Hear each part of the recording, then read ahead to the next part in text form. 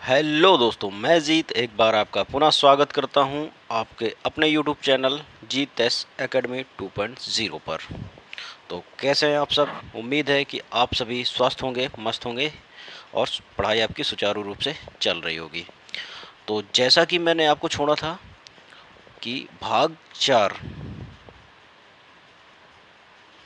क्या पढ़ रहे थे हम लोग, तो राज्य के नीति निदेशक तत्व, ठीक है। और ये कहाँ तक हो गए थे? आर्टिकल की हम लोगों ने चर्चाएं कर ली थी। आर्टिकल 40 तक मैंने चर्चाएं कर ली थी, ठीक है। इसके बाद चर्चाएं करते हैं और इसके एमसीक्यू भी काफ़ी हद तक किए थे, ठीक। तो मैं उन नए साथियों से अनुरोध करता हूं कि जो भी इस सेशन को देख रहा है तो इसके पहले वाली क्लास ज़रूर देखें, क्योंकि उसमें राज्य के नीति निर्देशक तत्वों का जितना भी है बेसिक टू एडवांस, ठीक है, बेसिक टू एडवांस, उसमें क्या चर्चा हो चुकी है, जिससे बेहतर तरीके से आपको समझाया गया है। उस क्लास को देखना बहुत ही ज़रूरी हो गई। इसी प्रकार से जितनी भी क्लासें हैं सबको बेहतर तरीके से समझाया गया है। और फिर से वही कहना है कि यदि क्लास बेटर लगे तो आपको लाइक करना है, अन्यथा नहीं करना है, कोई दिक्कत नहीं, ठीक है। और फीडबैक कमेंट बॉक्स में ज़रूर दें यदि क्लास अच्छी लगे तो, ठीक है। तो अब चालू करते हैं हम कि आर्टिकल जो थोड़ा सा समझ लेते हैं। मैंने आपको छोड़ा था आपको आर्टिकल 40 पर, ठीक। क्या था? तो इसमें था ग्राम पंचायत का गठन, ठीक। क्या था? ग्राम पंचायत का गठन। अब देखते हैं इसमें गठन तो हुआ था। मैंने आपको ये भी बताया था कल की क्लास में कि सर्वप्रथम पंचायती राज व्यवस्था लागू कहाँ पर और कब की गई थी, ठीक है। तो आपसे आज का क्वेश्चन है कि पंचायती राज व्यवस्था को लागू करने का प्रयास, क्वेश्चन सही से सुनिएगा, कि पंचायती राज व्यवस्था को लागू करने का प्रथम प्रयास किस राज्य पर किया गया था, ठीक। और कब किया गया था ये आपको कमेंट बॉक्स में लिखना है। और इस क्वेश्चन का आंसर आपको मिल जाएगा जस्ट पीछे वाली क्लास में, जिस मैंने बेसिक में स्ट्रक्चर में आपको तुरंत बताया था। जब आर्टिकल 40 बता रहा था मैंने उसको पूरी तरीके से ग्राम पंचायत को समझा दिया था, ठीक है। तो अब थोड़ा सा बात कर लेते हैं। जब ग्राम पंचायती जो पंचायती राज व्यवस्था को संवैधानिक दर्जा दिया गया तो उनमें से कौन सा संविधान संशोधन हुआ और कब हुआ ये थोड़ा जान लेते हैं, ठीक है। तो जब 73वां अपना कब होता है कि 73वां संविधान संशोधन होता है, कब होता है? तो 1992 में होता है। इसमें क्या है? ग्राम पंचायत, ग्राम पंचायत। तो थोड़ा सा इसमें क्वेश्चन बनता है मोस्ट इम्पॉर्टेंट, एसआई हो गया, जैसे वीडियो हो गया, वीडियो एग्जाम वाले, तो इनमें जो भी हैं तो इनमें क्वेश्चन एक मुख्य रूप से बनता है, पुलिस में भी बनता है, ठीक है, कि ग्राम पंचायत में कितने विषय हैं, ठीक। तो इसमें विषय कितने हैं? 29। और यदि अनुसूची की बात करें कि अनुसूची कौन सी है, तो अनुसूची है 11वीं, ठीक। इतनी बात समझ में आई। और ग्राम पंचायत की यदि भाग की बात करें तो भाग 9 आप सभी जानते हैं। अब यदि पूछेगा यहाँ पे कि ग्राम पंचायत ये 73वां संविधान संशोधन जो 1992 में हुआ है, यह लागू कब हुआ था? तो यह लागू हुआ था, आपने सुना होगा पंचायती राज दिवस के नाम से, तो 24 अप्रैल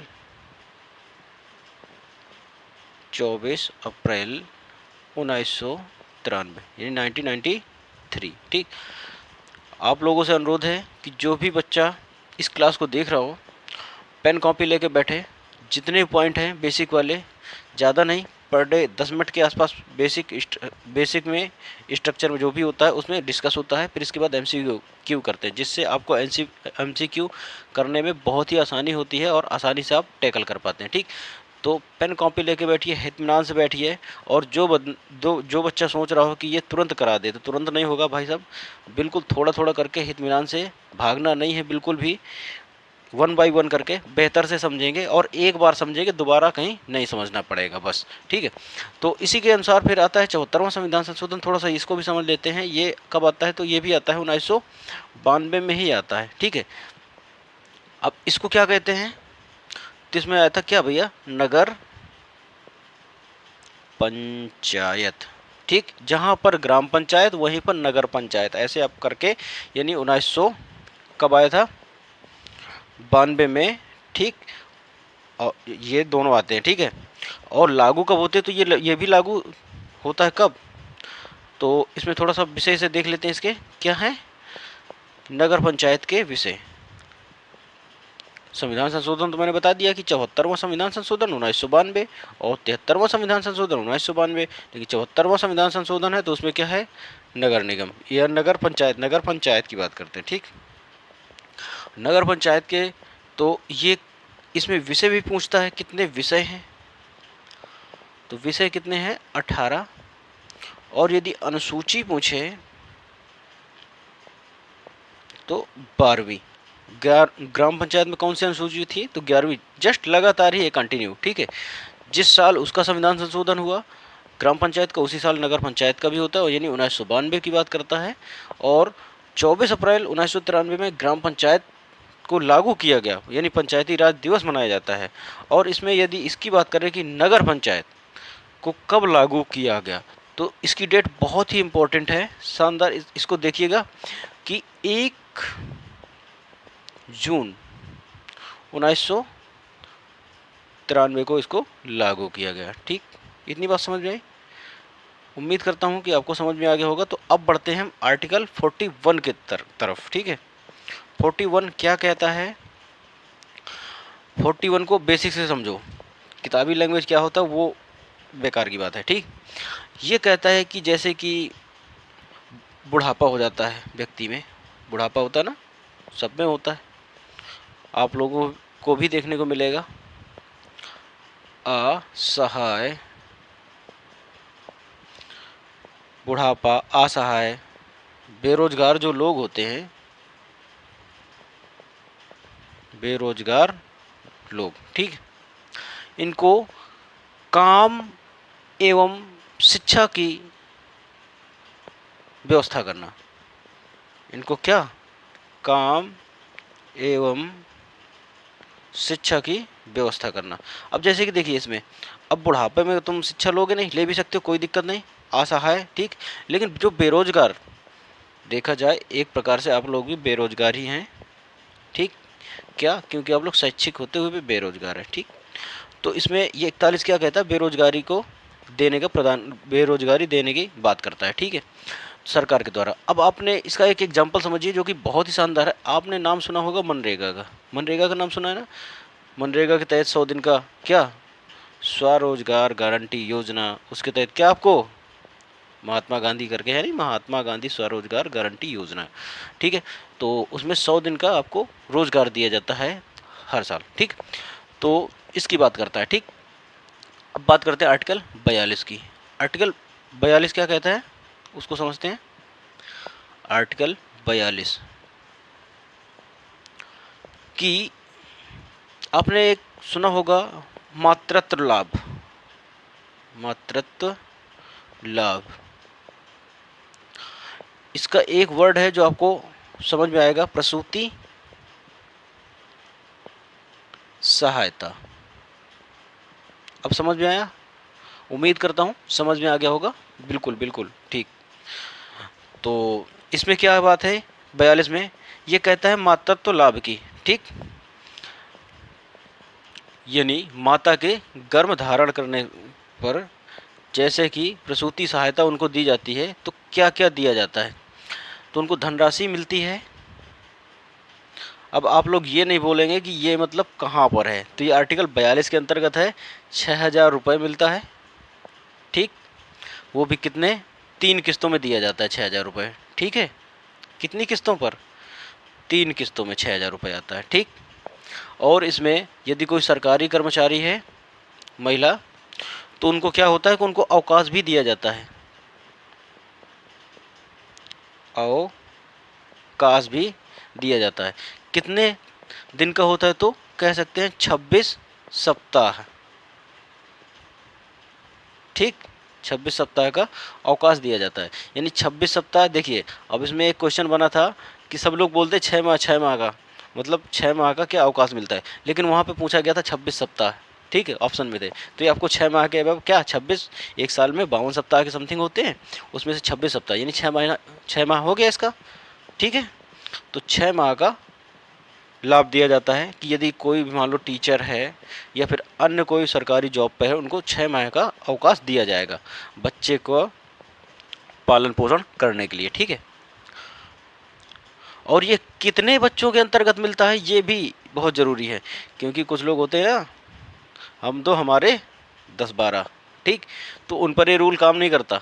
ठीक है, ओनली सिर्फ 2 बच्चों पर काम करता है, 2 बच्चों तक। यदि क्लास अच्छी लग रही है मेरे दोस्त, तो लाइक शेयर करते रहिएगा। ठीक है, अब बढ़ते हैं आगे। अब आप लोगों के मन में थोड़ा सा बात गूंज रही होगी कि मतलब मातृत्व लाभ मिलता है तो क्या पितृत्व भी लाभ भी मिलता होगा।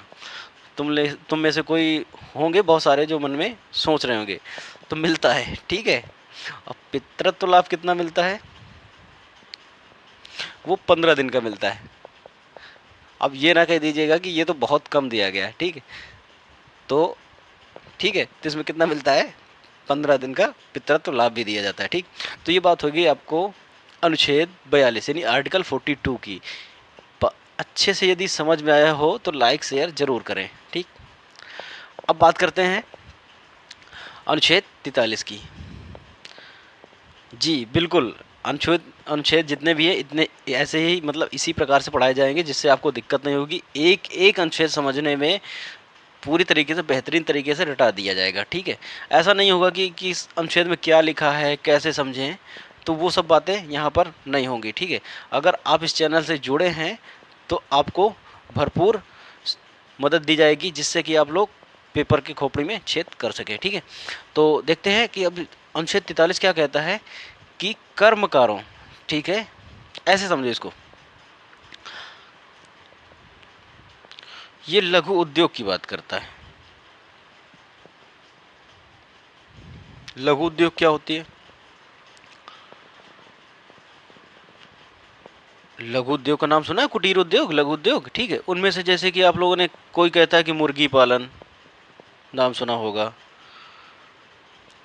मुर्गी पालन, पशुपालन वगैरह कुछ भी हो जाता है, मधुमक्खी पालन, जो भी पालन हो। ठीक है, तो उनको करने के लिए सरकार अपनी तरफ से कुछ योजनाएं देती है जिनसे पैसा निकलता है। भैंस पालना, बकरी पालना, ये बहुत सारी चीज़ें हैं उनके लिए। ठीक है, तो वो सब किस में है, तो आर्टिकल 43 में उनको दिखाया गया है कि मतलब किसी व्यक्ति को क्या लघु उद्योग के लिए उनको मजदूरी या उनको थोड़ा बहुत हेल्प करके पैसे की उनको ये क्या लघु उद्योग करने में सहायता दी जा सकती है। ठीक, तो ये कहता 43। ठीक, इतनी बात समझ में आई। और जो 43 का ये है एसआई वालों के लिए इम्पोर्टेंट है। ठीक, ये क्या कहता है कि उद्योग में कर्मचारियों की भागीदारी, ऐसे जस्ट बनता है क्वेश्चन कि किस आर्टिकल के तहत उद्योग में कर्मचारियों की भागीदारी सुनिश्चित की गई है। तो उसमें आपका ऑप्शन होगा 43, 43A, 43B, 43C ऐसे करके। ठीक है, तो आपको 43A चूज करना पड़ेगा ऑप्शन। ठीक, तो इसमें क्या है कि उद्योग में कर्मचारियों की भागीदारी। ठीक, अब इसमें देखते हैं कि थोड़ा सा ये कब जोड़ा गया होगा, क्योंकि मैंने पहले भी आपको बताया था कि मैं संविधान संशोधन साथ में लेके चल रहा हूँ। वो बात अलग है कि लास्ट में एक क्लास लेंगे बेहतर तरीके से संविधान संशोधन के जितने एमसीक्यू उनको सबको टैकल करके। ठीक, तो ये संविधान संशोधन हुआ था 44वां संविधान संशोधन, जब संपत्ति के अधिकार को कब बना दिया गया था, आर्टिकल 300 काम में रखा गया था उसी समय। ठीक है, ऐसे करके इसको भी याद करिएगा कि 44वां संविधान संशोधन अधिनियम जबकि कब होता है, 1978 में होता है। उसी समय इसमें किसकी बात करी गई, उद्योगों में कर्मचारियों की भागीदारी सुनिश्चित की गई। ठीक, अब ऐसा नहीं कि कोई भी काम है, काम 10 लोगों का करने में लगे हैं 2 लोग, ठीक है, जोखिमपूर्ण कार्य है तो उसको 2 लोगों को क्या हानि पहुंच सकती है, तो ऐसा नहीं होगा। जब तक 10 लोग नहीं होंगे तब तक वो काम कंप्लीट नहीं किया जाएगा। इसमें इसकी बात की गई है। ठीक है, ये संविधान संशोधन हो गया 44वां, कब हुआ, तो 1978 में। अब बात करते हैं हम आर्टिकल 44 की। आर्टिकल 44 क्या कहता है, आप लोगों ने नाम सुना होगा कि समान नागरिक संहिता, समान नागरिक संहिता। ठीक है, तो ये वही कहता है, ठीक है, कि सभी लोगों के लिए एक समान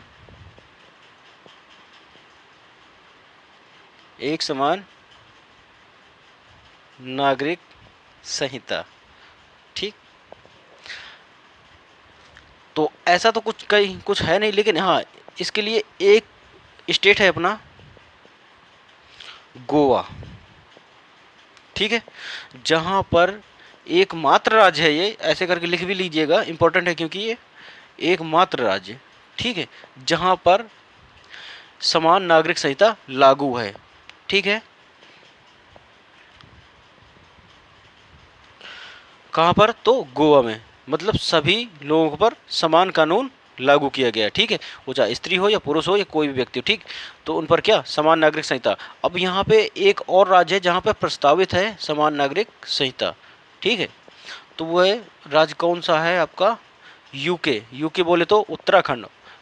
यूके मतलब ब्रिटेन वाला यूके नहीं है कि तुम सोच लो यूनाइटेड किंगडम। ठीक है, इसका मतलब उत्तराखंड, वहाँ पे लागू हुई है। ठीक है, तो बात कर लेते हैं अब अनुच्छेद 45 की।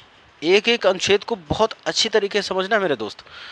तो अब बात करते हैं 45 की। 45 क्या कहता है कि ये तो बहुत पुराना है, 0 से 6 वर्ष के बच्चों की शिक्षा व देखभाल कौन करेगा, सुनिश्चित करेगा कौन, राज्य। ठीक है, 0 से 6 वर्ष के बच्चों के लिए शिक्षा व देखभाल राज्य सुनिश्चित करेगा। ठीक है, तो इसमें क्या है, जैसे कि आपने देखा होगा बहुत सा बच्चों के पोषण के लिए बहुत सारा आहार भी दिया जाता है। ठीक है, वो सब भी इसके अंतर्गत आता है। अब बात करते हैं कि ये भी आर्टिकल क्या जोड़ा गया था।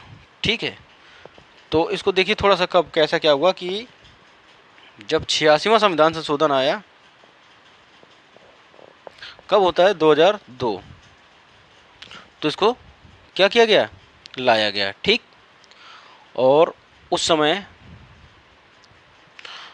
तो इतनी ही बात वैसे इंपॉर्टेंट है कि 86वां संविधान संशोधन 2002 के समय ये क्या हुआ, लाया गया। ठीक, तो अब थोड़ा सा बात करते हैं, क्योंकि अब तो ये उठ करके आर्टिकल 21 ए के अंतर्गत पहुंच गया है। तो कब पहुंचा है, तो 86वां संविधान संशोधन 2002। ठीक है, अब बात कर लेते हैं कि अनुच्छेद 46 क्या कहता है। 46 कहता है SC ST व कमजोर वर्गों के लिए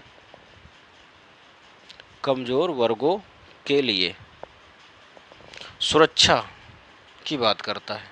कौन करेगा, तो राज्य करेगा।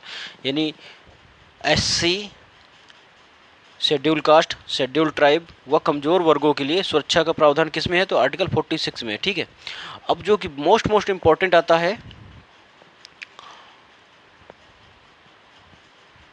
तो 47 को समझते हैं क्या कहता है। 47 कहता है कि आपने सुना होगा कि नशीली पदार्थों पर प्रतिबंध किस आर्टिकल के तहत लगाया जाता है, नशीले पदार्थों पर क्या प्रतिबंध, तो ये 47 के तहत लगाया जाता है। ठीक है, जैसे कि गांजे की खेती करना या ड्रग्स वगैरह ये सब क्या सप्लाई करना, ये सब इनकी बात होता है। यानी ये कहता है कि जब इनको नशीले पदार्थों पर प्रतिबंध लगा देगा तो ये कहेगा कि जीवन के स्तर को बढ़ाना, बिल्कुल कहेगा, जीवन के स्तर को बढ़ाना। और इसमें यह भी कह सकता है, स्वास्थ्य की बात भी कर सकता है। स्वास्थ्य यानी उच्च स्वास्थ्य व्यवस्था, स्वास्थ्य व्यवस्था उच्च करना, ठीक है, ये उच्च स्वास्थ्य व्यवस्था। इसमें पोषण स्तर भी आ जाएगा, बिल्कुल सही आ जाएगा। क्वेश्चन बनता है कि किस आर्टिकल के तहत पोषण स्तर को बढ़ाने की बात की गई है, पोषण स्तर को बढ़ाने की बात की गई है, या नशीली पदार्थों पर प्रतिबंध लगा दिया गया है। तो आपको 47 मारना पड़ेगा वहाँ पे ऑप्शन में, तो ये सही होगा। अब आए एक आर्टिकल है जो आपके लिए मोस्ट इम्पॉर्टेंट है, जो कि 48 है। ये बहुत ही शानदार आर्टिकल है। ये बात करता है कृषि एवं पशुपालन को, क्या करता है, कृषि एवं पशुपालन की बात करता है, ठीक है, पशुपालन की बात करता है। अब वहाँ पे लघु उद्योग की बात कर लोगे ना तो वो अलग हो जाएगा, ठीक है, क्योंकि वो वहाँ पे योजना के तहत वो दिया जाता है, ठीक है, सरकार के द्वारा। ये पशुपालन इसकी बात करता है। इसमें क्या है कि जैसे कि होता नहीं, जैसे कि दुधारू गाय होती हैं, थोड़ा सा समझिएगा, समझने वाली बात है। दुधारू गाय हो गई, एवं जो जो भी मतलब बैल होते हैं या घोड़े होते हैं, ये खच्चर वगैरह, जिन पर मतलब वाहक पशु बोल सकते हो इनको, वाहक पशु, इनकी संरक्षण पर बात की गई है, ठीक है, कि इनकी देखरेख करें और इनको क्या बलि ना चढ़ाएं, क्या बलि न चढ़ाएं, ठीक। यानी दुधारू गाय एवं वाहक पशुओं का संरक्षण एवं उनके बलि पर प्रतिबंध की बात करता है आर्टिकल 48, ठीक है। अब 48 को पार्टों में भी बांटा गया है। तो 48 का जो का पार्ट है, ये तो आपकी किसकी हो गई, पशुपालन की हो गई, ठीक है। अब थोड़ा सा है, क्योंकि कृषि एवं पशुपालन की ये बात कर दिया, तो अब बात करता है 48 का ए, ठीक, यक का। अब ये क्या कहता है, पर्यावरण का संरक्षण, पर्यावरण का संरक्षण। मैं कहता हूं कि बहुत ही इंपॉर्टेंट आर्टिकल है ये 48, ठीक है, इसको नोट डाउन करें बेहतर तरीके से कि पर्यावरण का संरक्षण किस आर्टिकल के तहत है। तो आपको लगाना पड़ेगा वहां पे कि अनुच्छेद 48 का ए, ठीक है। अब ये कब जोड़ा गया, क्योंकि 48 का ए पार्ट है तो ये जोड़ा भी गया होगा। यह बोल सकता है वन्यजीव संरक्षण पर्यावरण के ही अंतर्गत आता है ना, इसलिए बोल सकता है वन्यजीव संरक्षण की व्यवस्था किसमें की गई है, किस आर्टिकल के अंतर्गत। तो आपको 48 की बात बतानी पड़ेगी, ठीक है। तो ये भी आया होगा संविधान संशोधन के तहत। तो इसका संविधान संशोधन हुआ था 42वां संविधान संशोधन। कब होता है 42वां संविधान संशोधन, तो 1976। आपको एक ट्रिक देते हैं कि इधर क्या 4 + 2 दोनों जोड़ोगे 6 हो जाएगा, इधर देखिए लास्ट में 6 हो जाएगा, ठीक है। और जैसे वहाँ पे 44वां संविधान संशोधन आता है, ठीक है, तो वो कब होता है 78 में होता है, ठीक है। यानी 4 + 4 इधर 8 हो जाएगा, तो इधर लास्ट में 8 है। ऐसे करके आप 42वां और 44 संविधान संशोधन याद कर सकते हैं, जो कि अति महत्वपूर्ण है, ठीक है। तो अब बात करते हैं आर्टिकल 49 की। आर्टिकल 49 कहता है कि जो महत्वपूर्ण, जैसे आपने देखे होंगे स्मारक, दिल्ली का लाल किला, अकबर का किला, ताजमहल, ये सब क्या है, स्मारक, ठीक है। इमारतें भी हैं, स्मारक हो गया, इमारतें हो गई, या बोल सकते हो इन सबको दोनों को मिलाकर क्या, पर्यटक स्थल, पर्यटन स्थल, ठीक। इन सभी को संरक्षण करने की बात करता है आर्टिकल 49। ये भी इंपॉर्टेंट है, एसआई वाले स्किप मत करें, बिल्कुल 1 to 1 करके देखते रहें क्या क्या सीन है और क्या क्या आर्टिकल हैं, कितने बेहतर तरीके से हैं, ठीक है। और अनुच्छेद जो अब पढ़ते हैं इतना, तो ये 49 तो समझ में आ गया होगा कि यानी स्मारक एवं इमारतें, पर्यटन स्थल का क्या संरक्षण की बात करता है। अब बात करते हैं हम अनुच्छेद 50 की। भाई साहब 50 को ऐसा करो, किसी कार्य को करने के लिए उसमें हम लोग क्या करते हैं, 50-50 बांट देते हैं किसी कार्य को, ठीक। यानी 50-50। ठीक, तो इसमें क्या है 50-50, 50 में 50-50 का मतलब क्या है समझिए कि कार्यपालिका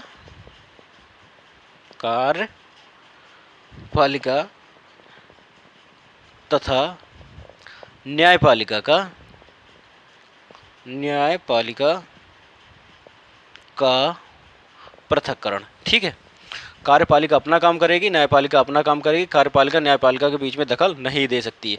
अभी जब मैं आपको संशोधन पढ़ाऊंगा तो एक आता है संविधान संशोधन, जिसमें नजाक की बात की जाती है। नजाक क्या है मैं भी वहाँ पे बताऊंगा। ठीक है, नजाक की बात की जाती है। ये क्या होता है कि इसमें 3:3 के अनुपात में क्या लिए जाते हैं कि मतलब ये 3 कहाँ से होंगे, कार्यपालिका से होंगे।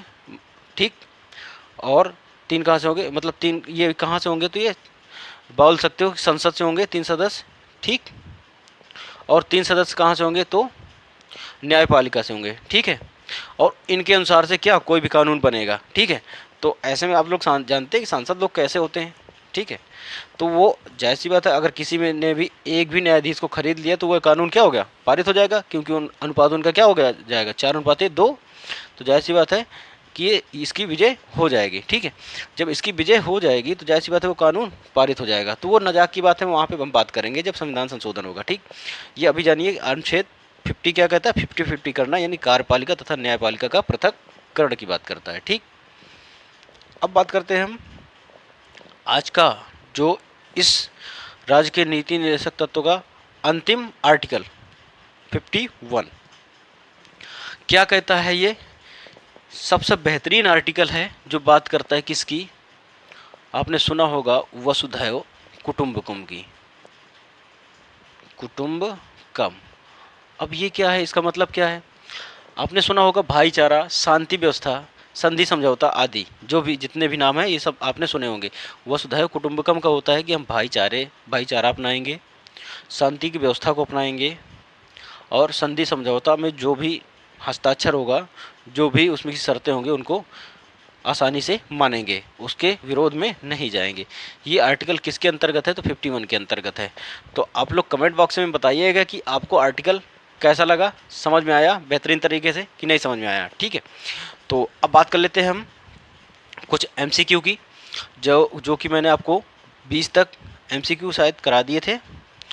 ठीक, अब 21 से हमको स्टार्ट करना है। ठीक, तो अब देखते हैं क्वेश्चन नंबर हमारा 21 क्या कहता है। क्वेश्चन नंबर 21 कहता है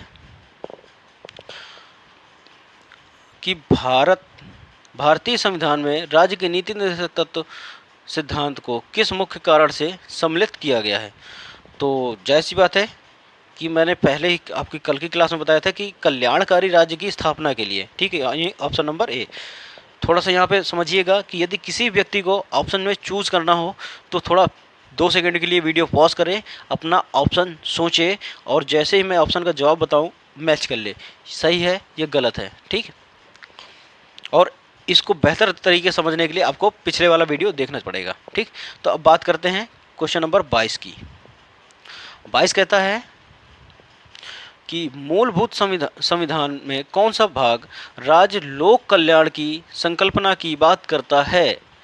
तो जैसा कि बताया कि राज्य के नीति निर्देशक तत्व में है, तो ऑप्शन नंबर डी इसका सही हो जाएगा। 23 कहता है कि संविधान का कौन सा अंश भारत के नागरिकों को आर्थिक न्याय प्रदान करने का संकेत करता है। तो आर्थिक न्याय कौन प्रदान करता है, तो राज्य के नीति निर्देशक तत्व। प्रस्तावना बिल्कुल नहीं करती, तो यानी उपर्युक्त भी हट जाएगा। मौलिक अधिकार बिल्कुल नहीं, ये अपने क्या करता है, अधिकार देता है, ना कि हमें क्या करता है कि आर्थिक न्याय प्रदान करने का संकेत देता है। ठीक है, यानी 23 का क्या हो जाएगा, ए। अब बात करते हैं 24 हमारा क्या कहता है। 24 क्वेश्चन नंबर कहता है कि कौन सा राज्य नीति निर्देशक तत्व का सिद्धांत नहीं है। ठीक है, अब इसमें आपको चूज करना है। तो इसमें देखिए थोड़ा सा अंतर्राष्ट्रीय शांति व्यवस्था की बात करता है, बिल्कुल मैंने अभी बताया आपको आर्टिकल 51 वसुधैव कुटुंबकम की बात करी मैंने। ठीक है, अब बी कहता है 14 वर्ष तक के बच्चों को निःशुल्क एवं अनिवार्य शिक्षा प्रदान करना। ठीक, तो ये भी बात करता है। ठीक, अब बात करता है यहाँ पे कि गोवध निषेध, बिल्कुल सही है। मैंने पशु संरक्षण की भी बात बताई किस आर्टिकल में, तो आर्टिकल 48 में मैंने बताया अभी आपको, ठीक है। और डी कहता है निजी संपत्ति, तो बिल्कुल ये निजी संपत्ति की बात नहीं करता, क्योंकि संपत्ति का अधिकार किस में, तो ये तो अधिकार की बात करता है, यानी मूल अधिकार में। तो यानी ऑप्शन नंबर डी इसका बिल्कुल बिल्कुल राइट हो जाएगा, ठीक।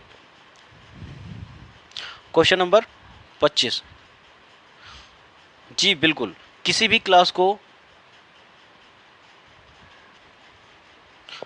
क्लास को समझने के लिए नए बच्चों को थोड़ा सा टाइम देना पड़ेगा, ठीक है।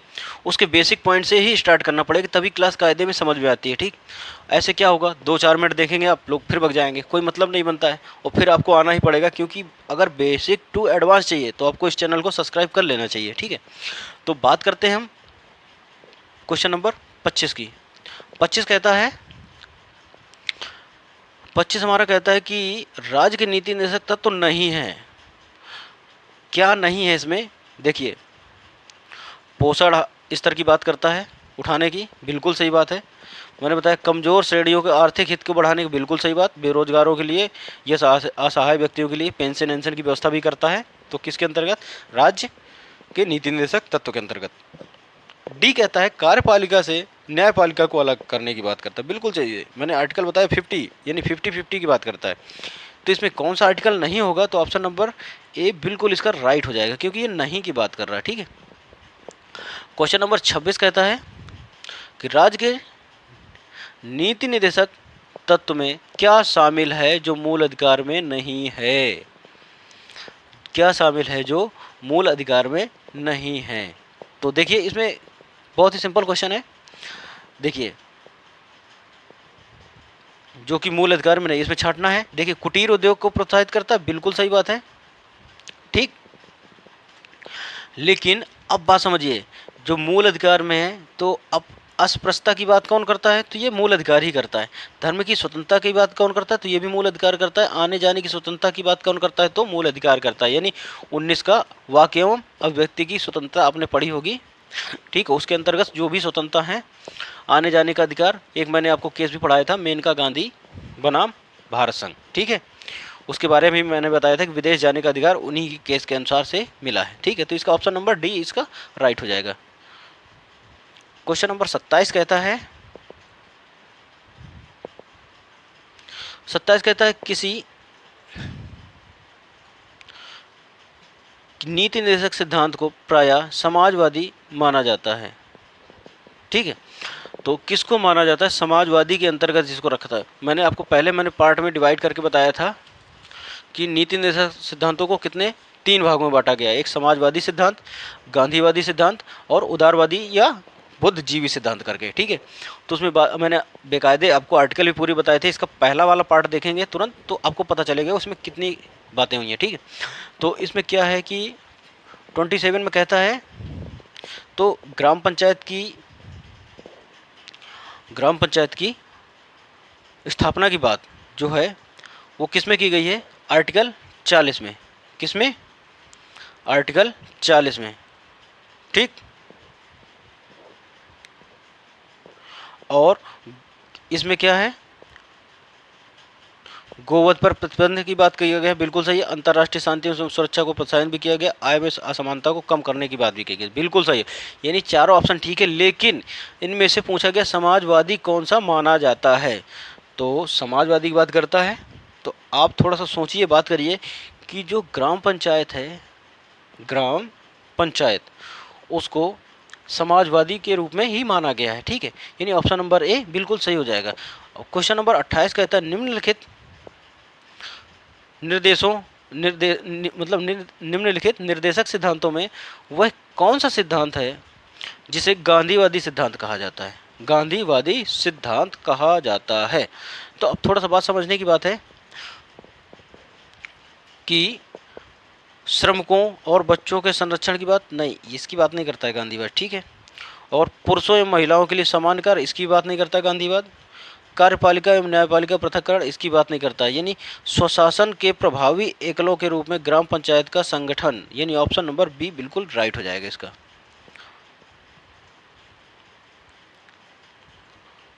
क्वेश्चन नंबर 29 कहता है नीति निर्देशक तत्व का महत्व किसके लिए है, ठीक है। किसके लिए महत्व रखते हैं ये, किसके लिए महत्व रखते हैं? क्या नागरिकों के लिए रखते हैं? बिल्कुल नहीं, नागरिकों के लिए बिल्कुल नहीं रखते, समाज के लिए भी नहीं रखते, संघ के लिए भी नहीं रखते, लेकिन राज्य के लिए अहम भूमिका रखते हैं। ठीक है, क्योंकि ये राज्य के प्रति क्या है? पॉजिटिव है, धनात्मक है। ठीक है, और मूल अधिकार क्या है? तो राज्य के प्रति निगेटिव है। ठीक, क्योंकि इसमें हम लोगों की संरक्षण की बात करता है, मतलब हमको संरक्षण करना पड़ेगा जितनी भी धरोहर है, मतलब राज्य की संपत्ति को हम लोगों को कुल मिला के क्या करना पड़ेगा? संरक्षण देना पड़ेगा।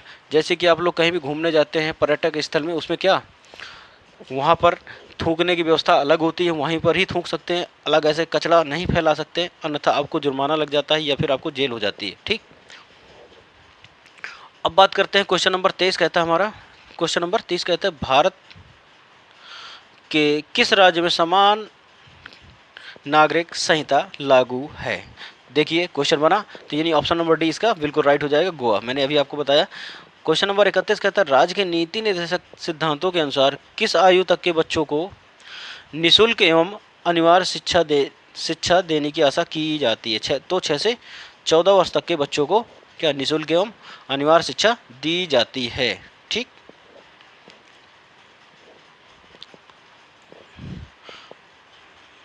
अब बात करते हैं हम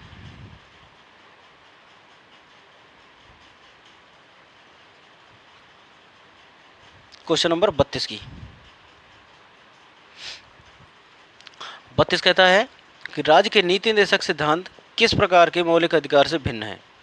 तो पूर्वोक्त केंद्र सरकार के लिए, उपरोक्त राज्यों के लिए, पूर्वोक्त संविधान का अंश नहीं है जबकि उपरोक्त हैं, राज्य के नीति निर्देशक सिद्धांत परिवर्तनीय है जबकि मूल अधिकार प्रवर्तनीय है। ठीक है, मतलब ये क्या अपरिवर्तनीय है जबकि मूल अधिकार क्या प्रवर्तनीय है। ठीक है, तो यही है कि राज्य के नीति निर्देशक सिद्धांतों को बदला नहीं जा सकता जबकि मूल अधिकारियों को क्या आसानी से उनको संरक्षण दिया जा सकता है। ठीक, तो ये आपके 32 क्वेश्चन हो गए। और बात कर लेते हैं यहाँ पे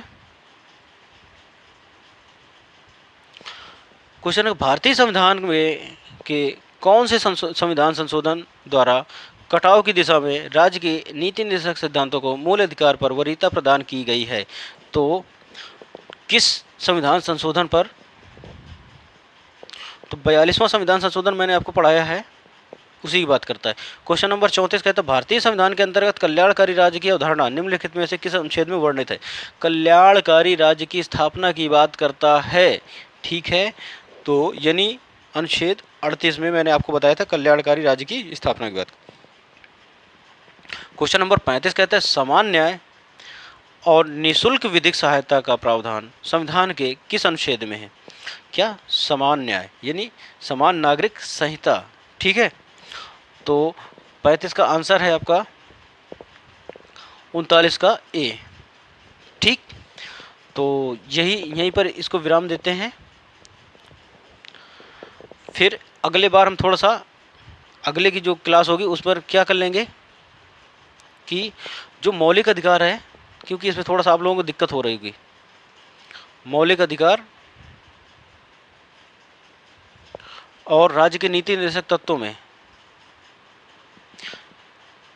इनमें क्या कर लेंगे? तुलना कर लेंगे। ठीक है, कौन क्या है, इससे आपको बहुत ज़्यादा और भी क्लियरिटी आ जाएगी और बेहतर तरीके से आप लोग समझ पाएंगे। तो क्लास को यहीं पे विराम देते हैं। तो क्लास बताइएगा कैसी लगी आपको। यदि क्लास अच्छी लगी हो तो लाइक शेयर बनता है, अन्यथा कोई बात नहीं, आप लोग स्किप करके जा सकते हैं। ठीक है, तो मेरे हिसाब से इतनी जब मेहनत की जाती है कंटेंट के लिए, आपको बेसिक टू एडवांस पॉइंट बताए जाते हैं, तो आपको लाइक शेयर करके जाना चाहिए और एक प्यारा सा कमेंट वो भी देकर जाना चाहिए। कैसी लगी आपको क्लास, तो आप फीडबैक बताइएगा उसमें। तो चलिए मिलते हैं नेक्स्ट वीडियो में, इंतज़ार करिएगा, कल मिलते हैं। ठीक है, तब तक के लिए सभी भाइयों एवं बहनों को जय हिंद।